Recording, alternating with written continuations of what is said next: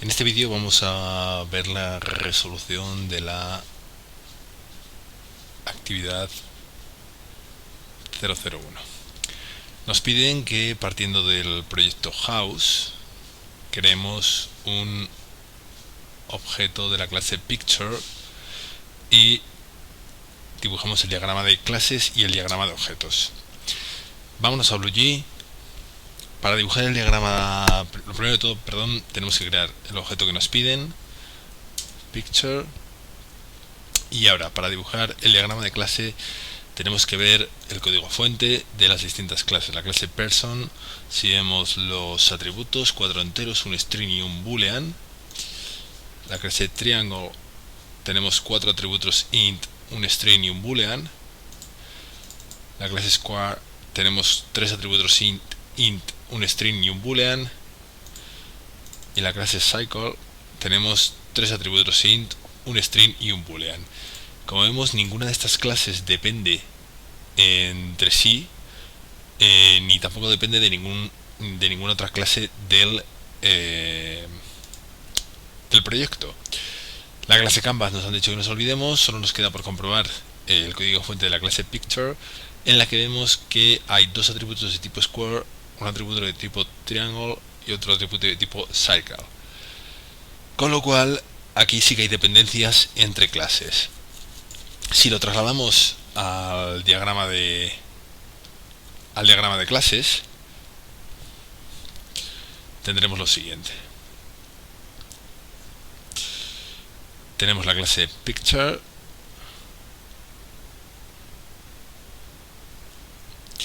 tenemos la clase Square, la clase Circle,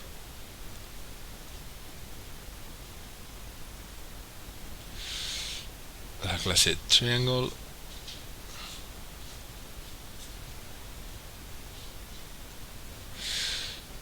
y, como hemos dicho, la clase Picture depende tanto de la clase Square como de la clase Circle como de la clase Triangle. Ese sería el diagrama de clases. Como vemos, si nos vamos a BlueG,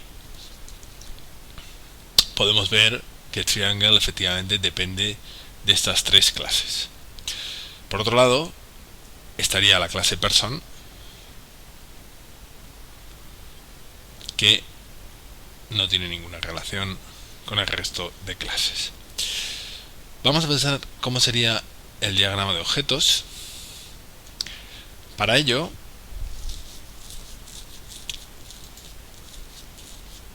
cerramos aquí, creamos el objeto Picture.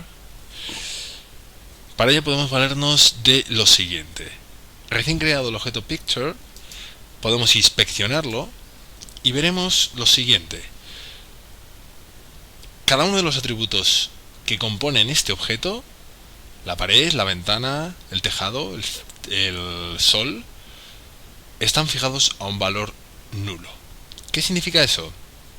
Significa que ahora mismo solo existe este objeto, el objeto Picture. Nada más. De hecho, de momento, lo único que se ha ejecutado es el constructor de la clase Picture al darle yo a crear nuevo Picture. Si vemos el constructor de esta clase, aquí lo tenemos, no hace nada. Con lo cual, el único objeto que se ha creado es el de la clase Picture. Si volvemos a nuestro diagrama, tenemos que el único objeto existente en este momento sería un objeto de la clase Picture. Y tanto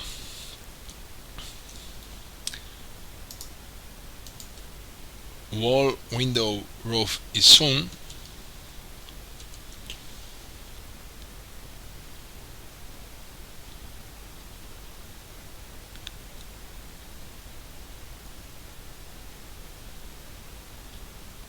tienen asignados el valor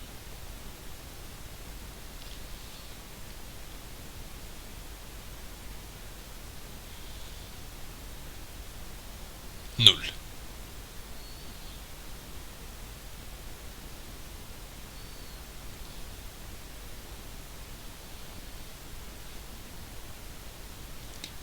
Este valor lo que quiere decir es que no hay ninguna referencia a ningún objeto. Y esta sería la solución de la primera parte del ejercicio. Ahora nos pide que invoquemos el método draw. El método draw lo que hacía era sacar por pantalla, como estamos viendo, nuestra casa con el tejado, con la ventana y con el sol. Si cerramos aquí e inspeccionamos nuevamente el objeto, nos encontramos con lo siguiente. En cada uno de los atributos ahora aparece una flecha, es decir, una referencia. ¿Por qué? Por lo siguiente.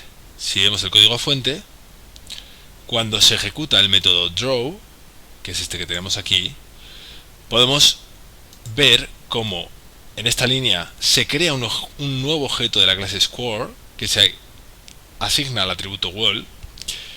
En esta línea se crea un nuevo objeto de la clase square que se asigna al atributo window. En esta un nuevo triángulo que se asigna al atributo roof, al atributo tejado. Y en esta un nuevo círculo que se asigna a sun. Luego, en el método draw, lo que se produce es la creación de 4 objetos y la asignación de cada uno de estos objetos creados a uno de los atributos. De tal manera que el diagrama queda ahora de la siguiente manera. No voy a dibujar el interior de los objetos, de estos objetos, pero tendríamos dos objetos square, tendríamos un objeto cycle, que sería el del sol, y tendríamos